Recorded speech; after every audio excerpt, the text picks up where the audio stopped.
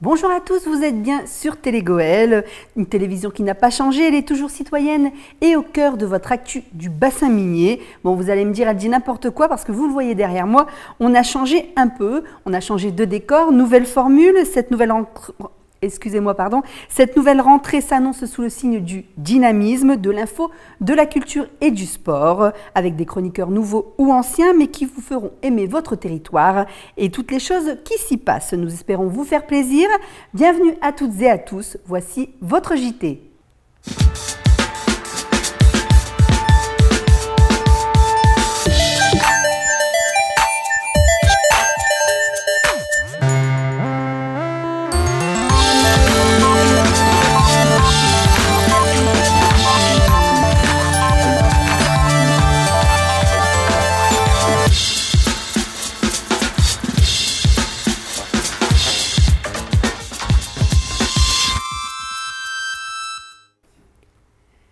De l'actualité, de l'information et de la culture pour ce JT de la semaine, nous sommes le jeudi 29 septembre, une météo sur la région qui n'est pas encore trop mauvaise, Victor, on a de la chance. Je vous présente donc Victor qui sera avec nous pour cette première édition. Bonjour. Bonjour Valérie. Et nous retrouverons enfin de ce JT Nelly, la chatoyante et charmante Nelly qui nous rejoindra pour l'actualité culturelle de vos communes. Mais tout de suite, les titres.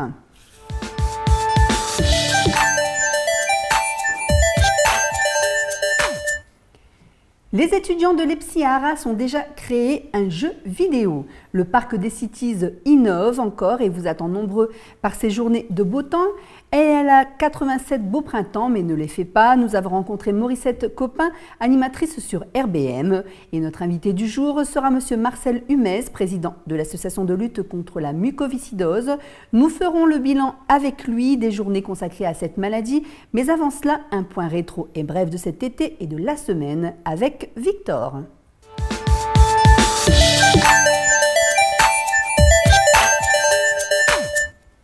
Les vacances se sont bien déroulées pour tout le monde, pas de diffusion pour Télé Goël, mais ses correspondants étaient tout de même sur le terrain. Victor, peux-tu nous faire un point sur ce qui s'est passé cet été à Lens, Méricourt, Avion et les environs?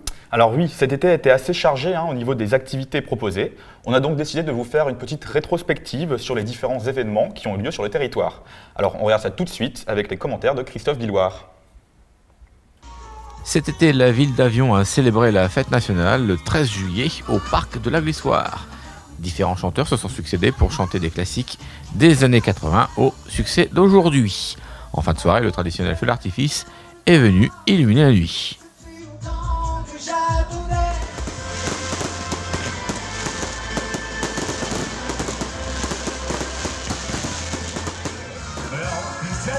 Toujours à Avion, comme tous les ans, a eu lieu l'immanquable fête du Moulin qui s'est tenue le samedi 3 septembre.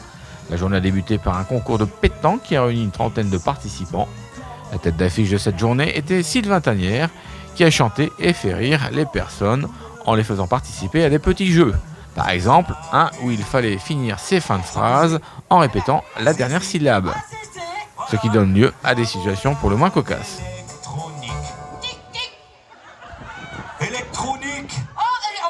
En plus, ça devrait aller tout seul, sur électronique. Mais j'ai pour l'habitude de mettre les noms d'électrice. Alors, qu'est-ce qu'a dit électronique? Tic, tic. Non, électronique. Nic, nic. Voilà. Avec les gestes. Nic, nic. Voilà. Un fabrique, c'est juré. C'est juré. Une belle initiative à souligner, celle proposée par la ville d'Avion. La ville, avec l'aide de l'association Cara, a décidé d'emmener cet été 450 personnes du quartier de la République, n'ayant pas les moyens de voyager, à Brédune. L'occasion pour ces personnes d'avoir un petit goût de vacances, au moins l'espace d'une journée. Et quand la mairie d'Avion ne peut pas emmener tout le monde à la plage, c'est la plage qu'elle fait venir aux personnes. Durant tout l'été, le parc de la Glissoire, installé sur une ancienne friche minière, a proposé des activités et une plage artificielle y était emménagée. Baignades, activités nautiques et toboggans géants étaient présents pour amuser petits et grands. Toujours à Avion, durant l'été, les centres de loisirs ont fonctionné à plein régime, notamment les stages d'été sportifs qui ont réuni de nombreux jeunes. Ces stages sont gratuits pour les enfants de moins de 4 ans et les activités proposées étaient diverses. Équitation, escrime, judo ou danse. Et pour ceux qui voulaient s'amuser sans trop se dépenser, des stages de billard ou de golf étaient aussi possibles, ainsi que du chant.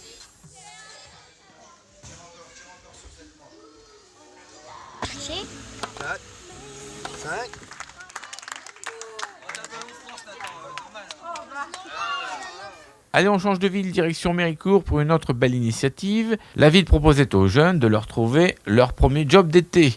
Les travaux consistaient en la rénovation du matériel urbain, bancs, barrières et des jeux dans les écoles. Ils étaient encadrés par un animateur de la ville qui veillait à leur ponctualité et leur sérieux. Pour beaucoup, c'était leur premier emploi et un bon avant-goût du milieu du travail. Enfin, le 15 août, la ville de Lens a organisé un festival qu'on pourrait qualifier de Muy Caliente, un festival latino. Des concerts de salsa, de tango et des cours de danse ont rythmé cette journée, ce qui a permis aux habitants de la ville de se déhancher jusqu'au bout de la nuit dans les rues de la ville.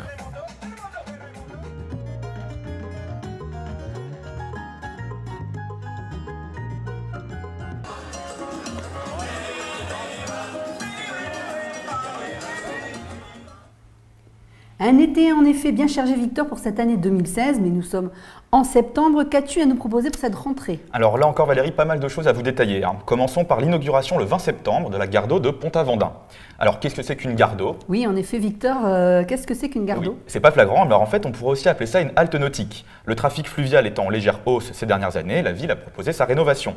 Les plaisanciers, les touristes peuvent venir amarrer leur bateau pour une durée de 5 jours maximum et du coup en profiter pour venir visiter la région. Les travaux ont consisté en l'installation de nouveaux pontons, plus larges, plus neufs, ainsi que d'une nouvelle passerelle pour y accéder. A noter que cette halte nautique est en lien avec celle de Courcelles-les-Lances, car cette dernière permet un ravitaillement en eau et en électricité, ce que ne propose pas celle de Pont-Aventin. Pendant qu'on voit sur les images la fameuse coupe du ruban. À Vingles, Victor, s'est tenu un forum des métiers un peu particulier la semaine dernière. Oui, les 23 et 24 septembre dernier, s'est tenu dans cette commune, dont j'ai un peu toujours eu du mal à prononcer ce nom, Vingles, un forum des métiers consacré aux métiers de la défense et de la sécurité. Des stands de la gendarmerie, de la police, de la Légion étrangère ou encore de l'armée étaient présents afin de présenter les différentes offres disponibles. Plus de 2000 visiteurs sur ces 2 jours sont venus et ils ont pu assister à des démonstrations des différents véhicules militaires qui sont venus rythmer la journée. Un forum qui a beaucoup plu aux personnes en quête d'une nouvelle carrière. Un peu de musique maintenant, Victor. Oui Valérie, on retourne à Avion avec 2 spectacles programmés en réouverture de sa saison culturelle. Le week-end dernier, Patrick Cotémoine a présenté son spectacle d'humour à 19h et à 20h30, c'est le groupe Carpath qui a fait danser les avionnés. Comme tous les ans, l'entrée était gratuite, à la condition de ramener un petit quelque chose à boire et à manger. 2 spectacles qui annoncent déjà une belle saison culturelle pour l'espace Culture Jean Ferrat. Au passage, on vous informe que la CAL, la communauté d'agglomération de Lens-Liévin, s'est réunie en conseil communautaire. Ce mardi, Sylvain Robert et André Kuczynski, vice-présidents, ont présenté le rapport d'activité des services, qui se trouve ici, une vraie mine d'informations pour les communes et les habitants sur l'ampleur de l'activité de l'agglomération. Et au fait Valérie, est-ce que vous saviez qu'en 2015, c'est près de 70 000 tonnes de déchets qui ont été récoltées sur les 36 communes? Alors sur ce point, sachez que l'agglomération et le groupe Nicolin ont lancé un nouveau site web.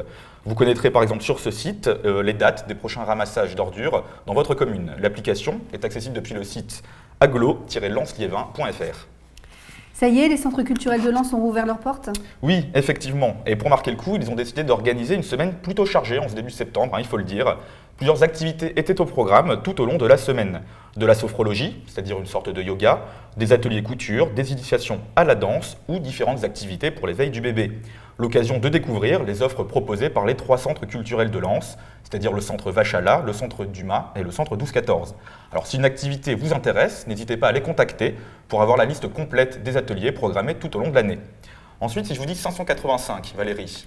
585 000 téléspectateurs devant le JT de Télégoël ou 585 kilos de chocolat pour mon anniversaire. Ah non. Alors c'est pas ça, 585, dommage. Oui, dommage, j'aimerais bien être comme vous. C'est le nombre de calculatrices distribuées par la ville d'Avion aux élèves de 6e. Tous les collèges du département ont fourni par les conseils départementaux M. Jean-Marc Tellier.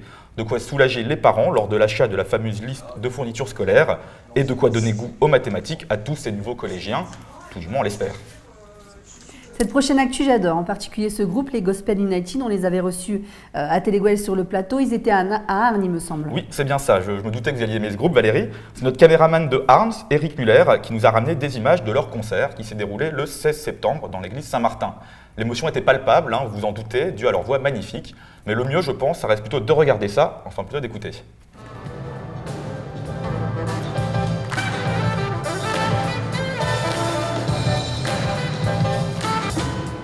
Times are harder now than you've ever been before. Don't be discouraged. So much hurt and pain. On change complètement d'univers. On termine, Victor, avec de l'agriculture périurbaine sur le territoire en plein développement. Oui, voilà, c'est ça. On change complètement d'univers cette fois pour vous informer que le 19 septembre s'est tenu à Lens un groupe de travail. Le sujet était le développement de l'agriculture périurbaine sur le territoire de l'Agglo, ainsi que le moyen pour développer les circuits courts alimentaires. Le président de l'Agglo, Sylvain Robert, accompagné de Jean-François Caron, vice-président, ont détaillé devant les maires de chaque commune de la Cale les différents projets à venir. Passons maintenant à quelques infos récentes. On commence par une nouvelle qui devrait faire plaisir à de nombreuses familles. Oui, c'était hier, mercredi 28 septembre, que les mineurs de la grève de 1948, accompagnés de Madame Taubira, revenue aux côtés de François Hollande pour cet événement qu'elle a porté pendant son mandat, ont été reçus au palais de l'Élysée pour une réhabilitation. Pour rappel, ce grand mouvement de grève ouvrier fut stoppé net par l'armée. Au final, c'est plus de 3000 mineurs qui ont été licenciés et des centaines poursuivis en justice. 68 ans, c'est long, mais cette réception à l'Élysée est peut-être un premier pas vers une reconnaissance de leur préjudice. La ville de Lens n'aura pas cédé à la peur, Victor. Oui, c'est ce qu'on peut affirmer, après avoir eu la confirmation du maintien de la braderie de Lens. Suite à l'annulation de celle de Lille, la question était légitime et le doute dans la tête de beaucoup de monde. Mais Sylvain Robert, maire de Lens, a donc confirmé son maintien avec un dispositif de sécurité accru.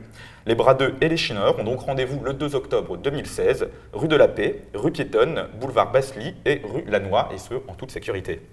Ensuite, une information à noter pour tous les mairies courtois.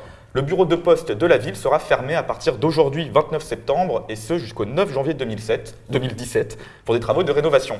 3 mois de fermeture, ça risque d'être un peu long pour les mairies courtois ? Alors oui, c'est gênant, mais pas d'inquiétude. Pour les personnes à mobilité réduite, une navette a été mise à disposition par la ville pour les accompagner jusqu'au bureau de poste d'Avion.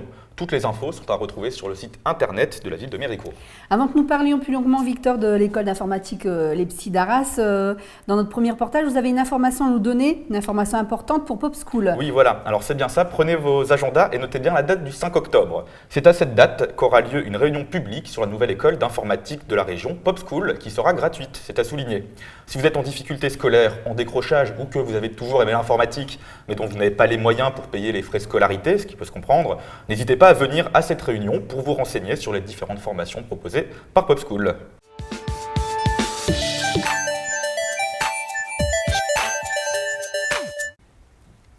L'EPSI d'Arras a mis vite ses élèves en condition en leur proposant dès la première semaine un concours intercampus pour créer un jeu vidéo. Pour être peut-être des expériences que l'on pourra voir à Pop School qui s'installe à Lens et qui va démarrer ses cours prochainement. Un reportage de Victor Bastard. Les étudiants en première année de l'EPSI d'Arras ont effectué leur rentrée le 19 septembre. Et pour les mettre directement dans le bain de l'apprentissage, un grand challenge a été organisé dans les 9 campus que compte l'EPSI en France. Le but de ce challenge, créer un jeu vidéo de A à Z en 5 jours. De la musique au graphisme en passant par la programmation, les étudiants étaient livrés à eux-mêmes. Car en effet, dans les salles, pas de professeurs, pas de livres, non. Ici, tout se passe sur l'ordinateur. Le maître mot de l'école est l'auto-formation et le partage des connaissances. Pour faciliter cette entraide, un système de visioconférence entre les 9 campus a été mis en place afin de dispenser des cours magistraux, ou encore la mise à disposition d'un pack EPSI contenant des outils pédagogiques. 10 élèves, scindés en 2 groupes de travail, composent cette promotion 2016. Quand un groupe décide de mettre en scène un magicien devant venir à bout de ses ennemis à coups de tacos, l'autre groupe met dans la peau d'un élève en retard à l'école. 2 jeux bien différents, aux mécaniques elles aussi bien différentes. Pour suivre jour après jour l'évolution du projet et noter le travail des étudiants, un cahier des charges a été mis en place par les professeurs. Méthode qui plaît bien à Maxime. Ce qui était bien, c'est qu'en gros, on nous a proposé un projet comme si on devait répondre à une offre d'un client. Donc on a eu un cahier des charges là juste derrière. Et du coup, en fait, chaque jour, on a un espèce de rendu à fournir donc qui valide ou pas notre journée et donc qui a des avantages si on réussit ou si on ne réussit pas. Donc ça permet quand même de contrôler un minimum ce qu'on fait tout en étant libre et en ayant la liberté de s'organiser par nous-mêmes, de définir les différents rôles. Donc ça c'est franchement sympa, ça permet d'être beaucoup autonome en fait. C'est vendredi 23 septembre que chaque groupe devra présenter son projet devant un jury qui définira un vainqueur. Et même si à l'arrivée il n'y a qu'un gagnant, l'ambiance reste toujours bon enfant. D'un côté, on a envie de bien représenter le campus, l'école, et après, c'est aussi sympa. On est sympa entre nous. Genre, par exemple, on a une plateforme pour parler qui s'appelle Yammer. Si quelqu'un ne sait pas faire quelque chose, on va quand même l'aider. On va pas lui dire « Ah bah non, t'es pas dans mon campus, du coup, je vais pas t'aider. » L'entraide plutôt que la compète, c'est ce que cherche à cultiver l'EPSI d'Arras. Dans les couloirs, tout le monde se connaît et s'appelle par son prénom. Ce que nous explique Véronique De Jong, chargée de communication. Ici, à EPSI Arras, on va privilégier le côté familial. On est des petites promos, on est des promotions où chacun va s'entraider. Les 4e, 5e années vont aussi donner des cours librement aux premières, 2e années. Il y a une solidarité. Donc en fait, ce qui change et qui fait notre différence, ce sont les valeurs de l'école qui sont autour de la passion, de l'effort, l'humilité et le respect. D'autres ateliers de travail, appelés ici workshops, sont prévus au cours de l'année. On souhaite donc une bonne continuation à ces futurs informaticiens. Un parc magnifique entre la zone commerciale de Corallens 2 et l'aérodrome célèbre de Bénifontaine, le parc des Cities a subi une réorganisation importante ces 2 dernières années avec des nouveautés dans les attractions, des rencontres avec les soigneurs et un potentiel qui n'a pas fini d'évoluer et qui reste ouvert pour ces derniers jours de beau temps et les vacances de la Toussaint. Victor Bassard est allé rencontrer les agents qui gèrent ce parc naturel avec passion. Au mois de septembre, les écoliers ne sont pas les seuls à se faire beau pour la rentrée. Le parc des Cities, situé près de la zone Corallens 2 et de l'aérodrome, a lui aussi décidé de nombreux aménagements pour cette rentrée 2016. Fort de ses 15 000 visiteurs mensuels et s'étendant sur 17 hectares, le parc vous réserve quelques nouveautés pour les prochaines semaines, notamment la mise en place de différents parcours d'orientation. Sur le 2e semestre 2016, donc plusieurs projets en cours qui vont être mis en application dès le mois d'octobre. On a donc le parcours d'orientation pour les enfants. Donc on aura plusieurs parcours disséminés un peu au sein du parc des Cities. 6 parcours au total, un parcours animalier, un parcours PMR pour les personnes à mobilité réduite et 4 parcours thématiques sportives qui vont de 500 mètres à 2 km 100. Voilà. Ça permettra justement aux visiteurs de pouvoir arpenter le parc dans son ensemble. Parce qu'on connaît souvent qu'une seule partie du parc, on va dire souvent c'est la plaine de jeu et le parc animalier, mais on souhaite faire découvrir l'ensemble du parc des Cities. Donc ça permettra justement d'être en mesure aux visiteurs de pérégriner au fur et à mesure des jalons qu'on va lui demander d'aller chercher et il pourra visiter l'ensemble du parc des Cities. En plus de ces parcours d'orientation prévus pour les plus jeunes, des parcours de santé à base d'agrès seront installés dans la sapinière au fond du parc. Les plus petits ne sont pas oubliés eux non plus, avec l'installation dans les prochaines semaines d'un nouvel espace de jeu pour les 2-6 ans. Mais l'une des principales sources d'attraction du parc des Cities, c'est bien évidemment le parc zoologique, qui comprend plus de 50 espèces différentes, l'endroit rêvé pour une balade avec les enfants. Pour les sensibiliser sur la biodiversité, l'espace de contact, créé avant l'été, va être mis en avant. Lapins, furets, cobayes sont présents dans cet enclos dans un but pédagogique, comme nous l'explique Nicolas Noisette, soigneur du parc. Là, c'est beaucoup des animaux domestiques, pour expliquer que tous ces animaux-là, on peut les avoir chez soi aujourd'hui, voir un peu le temps que ça prend à s'en occuper et ce qu'ils font un peu comme espace. Plutôt que de les voir dans une petite cage, quoi. Les aménagements qui vont être prévus cet hiver, ça va être l'enclos porc-épic qui va être refait. Parce qu'aujourd'hui, les porc-épics, on les voit pas assez vis-à-vis du public. Ensuite, c'est tout ce qui va être aménagement d'enclos. On va essayer de voir pour essayer de mettre le contact plus près du public avec les animaux, tout ça, quoi. L'autre grand chantier de la rentrée, c'est donc l'aménagement de l'enclos des porc-épics. Du fait de leur nature diurne et de leur cachette souterraine, les visiteurs n'ont que peu l'occasion de les voir en journée.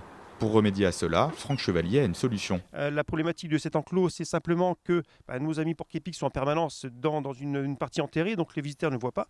Le but du jeu, c'est de étendre un peu cet enclos, faire un chalet où ces porc-épics seront visibles, voilà, et réaménager, repaysager un petit peu cet endroit-là.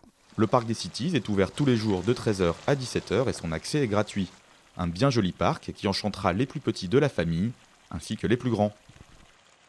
Vous l'avez vu, des agents très passionnés par leur métier. Elle l'est aussi, cela depuis très longtemps. Elle aime la musique, la chanson, la joie de vivre qu'elle partage avec tous ceux qu'elle rencontre. Morissette Copin, animatrice radio sur RBM, la radio du bassin minier, et animatrice télé sur Télégoël il y a quelques années, n'a pas changé. Et nous sommes allés la rencontrer là où elle est le mieux, face à ses auditeurs. Un reportage de Victor Bastard et David Loriot.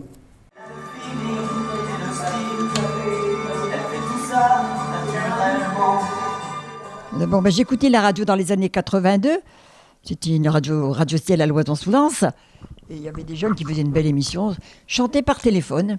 Et comme j'aimais chanter, je chantais par téléphone moi aussi. Et puis après, ils m'ont invité à aller les voir, tout ça. Et puis, de fil en aiguille, je suis devenue standardiste. Et après, animatrice du 3e âge. Mais au bout de 2 ans, j'étais là-bas et on est venu chercher sur Radio Billy Montigny parce que j'avais commencé là-bas, je les ai aidés ici. Eux, ils ont commencé avec moi, il y a 33 ans, j'ai commencé. Ouais. À Radio Ciel, il y a 32 ans ici, oui. Alors du coup, j'ai commencé avec Billy Montigny, j'avais 2 radios.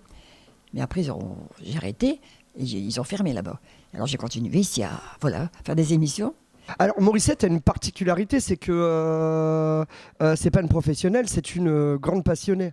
Donc tout ce qu'elle a fait pour les artistes du secteur, de la région, elle l'a fait d'abord de bon cœur, complètement gratuitement, et c'était que de la promo parce que non seulement elle aime la musique, elle aime la bonne musique et elle aime les bons artistes.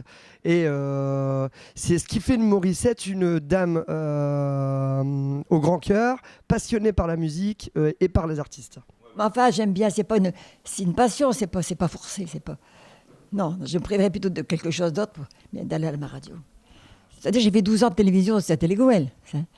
Alors, on est venu me chercher à Télégoël, c'est monsieur, le directeur qui est venu me chercher pour lui donner... J'ai été passé avec Patrick Sabatier à Paris, dans une émission. Et puis, alors, je suis venu après faire la 12 ans de télévision, c'est à Télégoël. Puis après, je suis revenu, ils sont arrêtés, ils ont la retraite, moi aussi, bien sûr. J'ai continué ici, toujours ici.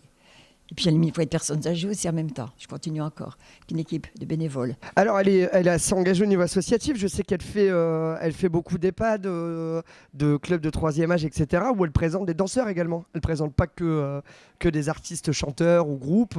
Elle touche à tous les domaines musicaux et artistiques que les gens peuvent aimer et qu'elle aime. Moi, je crois surtout qu'elle aime ce qu'elle fait et elle aime les gens.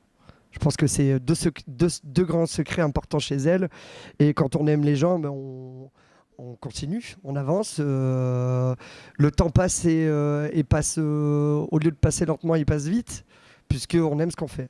Mais enfin, je suis contente de ce que j'ai fait. Je suis contente et j'ai apporté beaucoup de bonheur aux personnes âgées. J'ai dans une MAPA de chanter dernièrement ici. Il y a une dame, elle me dit, madame, je voulais vous voir en chair et en os. Je vous connais depuis longtemps, mais je ne vous connaissais pas. Elle m'a embrassée la semaine dernière. Dans une MAPAD à Salomine, oui. Et ça fait plaisir, ça fait chaud au cœur. Une très grande dame, cette Morissette Copin.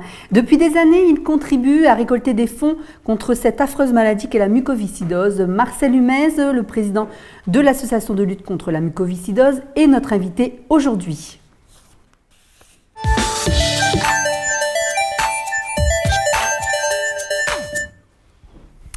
Monsieur Marcel Humez, bonjour. Bonjour. Alors, on vous retrouve ce jeudi après un week-end chargé pour l'association. Pouvez-vous nous en parler ? Quand vous me dites un week-end, vous êtes modeste. Oui. Je dirais une année très chargée, puisque celle de 2016 n'est pas encore terminée, que nous sommes déjà en train de penser à 2017. Alors, voyez-vous, nous sommes déjà en route. Oui, ça a été un week-end très chargé.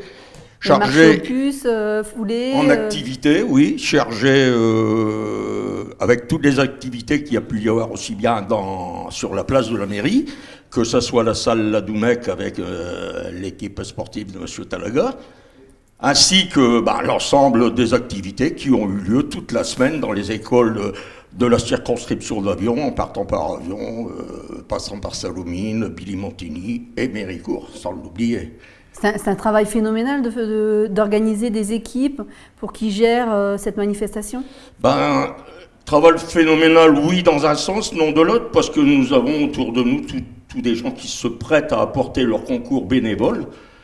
Et cette manifestation est réussie grâce à tous ces bénévoles qui, dans les villes que je vous ai citées il y a quelques instants, sont heureux d'apporter, si je peux me permettre de parler comme ça, d'apporter leur concours à leur prochain.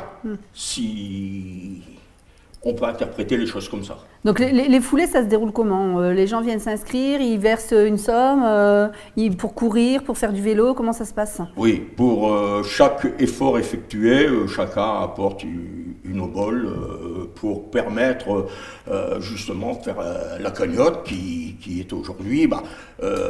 On est encore à l'heure des comptes, mais on peut déjà annoncer une très belle virade puisque 15 000 € ont déjà été ramassés et qui vont se fructifier d'ici une quinzaine de jours. On verra ça, quoi. Les gens courent autour de Méricourt ou ça se disperse dans d'autres villes? Non, c'est autour de Méricourt que le service des sports, avec Christophe Talaga, organise tout ça. Mais disons, dans d'autres villes, il y a des gens qui organisent différentes activités selon leur bonne volonté, quoi. Qu'est-ce qui vous a poussé au départ à vous impliquer dans cette association et à en devenir le président et à faire ce que vous faites aujourd'hui? Pour moi, c'était tout simple. J'ai mon amie, Madame De Vos, qui a perdu son enfant, atteinte de mycoviscidose. Elle avait, je ne me souviens plus bien exactement, 12 ou 13 ans. Et ça m'a fait tilt. Et avec, disons, sa maman et un groupe de copains autour, on a commencé progressivement à faire quelques petites activités telles que marche aux puces. Et après, nous avons progressivement monté en pression et habillé le tout, quoi. C'est quoi votre souhait pour l'avenir? Mon souhait pour l'avenir, c'est de trouver un remplaçant, parce que vous savez, à 72 ans, je pense quand même à décrocher, parce que ça commence à être fatigant, quoi. On peut lancer un appel aux téléspectateurs en leur demandant de... Oui, bien que s'ils ont la vocation, sachez très bien que chez nous avons une association, notre comité y est seul souverain, et il décidera lui-même de mettre en place les personnes qu'il faut. Mais après, si d'autres personnes seraient intéressées, il peut toujours venir nous... Vous êtes toujours chercheur de bénévoles qui voudraient bien... Ah oui, des bénévoles, on en veut beaucoup même, parce qu'on a l'intention de combattre la mucoviscidose jusqu'à la fin, et nous espérons les chercheurs arriveront à la combattre très rapidement. C'est ça le souci, c'est ça la raison pour laquelle 450 villes de France se sont mobilisées ce dimanche 25 septembre pour justement faire une cagnotte qui sera entre 5 millions d'euros à 6 millions d'euros. Aujourd'hui, on ne peut pas dire exactement le chiffre, mais enfin, c'est l'objectif fixé, quoi. Donc le combat continue? Le combat continue, mais... Pour moi, peut-être plus pour longtemps. On espère que vous serez encore là longtemps avec nous, monsieur Hémez. Merci et à l'année prochaine certainement pour vous accompagner une nouvelle fois dans ces virades. N'importe comment, il faudra quand même que j'essaie d'aider les gens qui vont démarrer, donc il faudra bien que je sois à côté de quoi.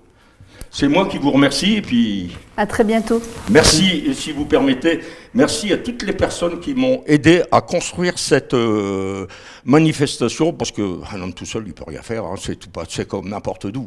C'est pour ça qu'il y a des associations. C'est sûr. Voilà. Merci à tous. Les virades de l'espoir, c'était du sport. Tout de suite, un point sur les résultats du week-end, transmis par Fred Peter et commenté par Victor.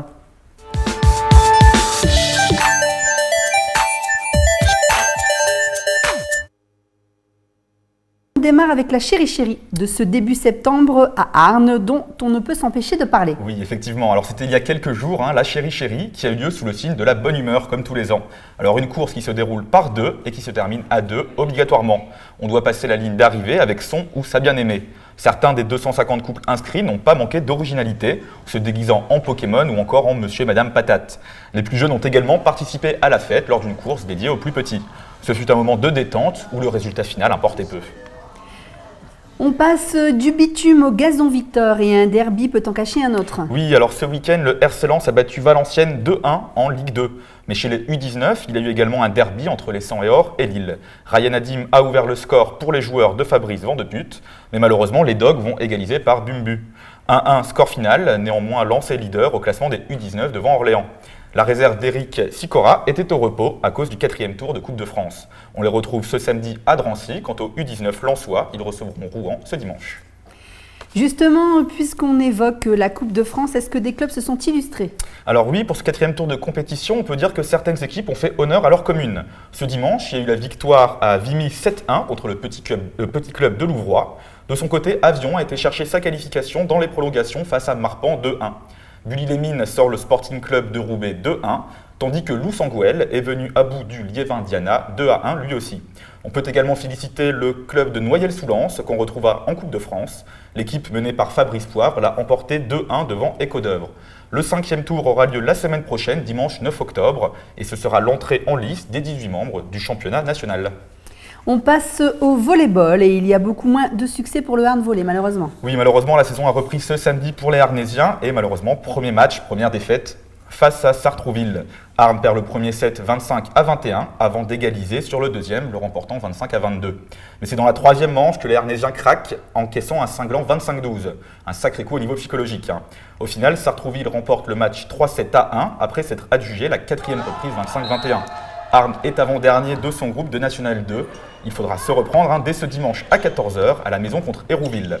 On écoute tout de suite une réaction de l'entraîneur du Arnes Volley Club, Claude Clément. Bon, c'est une équipe qui... On va réussir, j'espère, l'amalgame avec les jeunes et les moins jeunes, expérimentés parce qu'on a quand même 2 anciens pros. Et puis, ma foi, on n'est pas très très physique, on a qu'un 2 mètres, on n'en a pas beaucoup, mais en N2 en général, c'est pas ce qu'il y a de plus. Je pense qu'on fera la différence avec la combativité. Nous, on veut absolument, sur un plan administratif et financier, assainir les choses. On n'est pas loin d'y être. Par contre, sur le plan sportif, on veut faire une belle saison en N2. Les playoffs, bien sûr, c'est obligatoire, mais aussi, pourquoi pas, jouer les premiers rôles. Après, pour la montée, ça sera sur le plan financier qu'on décidera si on peut le faire ou pas. Il paraît qu'un médaillé est allé rendre visite à l'EHPAD d'Avion. Oui, et pas n'importe quel médaillé, un médaillé olympique, Mathieu Boderlich, qui s'est rendu au foyer de l'EHPAD Didier Lampin à Avion. Celui qui avait fait vibrer plusieurs milliers, c'est déjà pas mal, de Français pendant les JO de Rio, a remporté le bronze dans la catégorie des mi-lourds. Parmi les pensionnaires, il y avait notamment la grande-tante de ce champion natif de la commune d'Hénin-Beaumont. En tout cas, Boderlich a été accueilli en véritable héros lors de son retour du Brésil. Il fut à l'honneur lors de diverses cérémonies dans sa ville natale, mais également à Billy-Montigny. On termine donc sur cette image émouvante d'un champion au grand cœur, Victor. Oui. Merci à Fred pour cette petite chronique. Après le sport, le réconfort, on retrouve pour les plus cérébraux l'agenda culturel de ce week-end et notre charmante Nelly.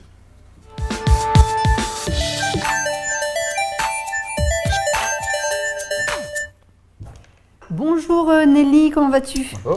Bonjour Valérie, bonjour Victor, bonjour à toutes et à tous. Alors, qu'est-ce qu'on va pouvoir faire ce week-end dans les environs, Nelly ? Alors, je vous propose de partir sur Lens vendredi soir, donc à 19h. On se retrouve d'abord à l'Hôtel de Ville pour la présentation de la saison culturelle, puis au Théâtre Le Colisée pour le concert d'Asa Iviata. Alors, c'est un groupe incontournable sur la scène actuelle des musiques du monde, notamment pour ses sons traditionnels d'Europe de l'Est, croisés avec des rythmes plus actuels d'Europe de l'Ouest.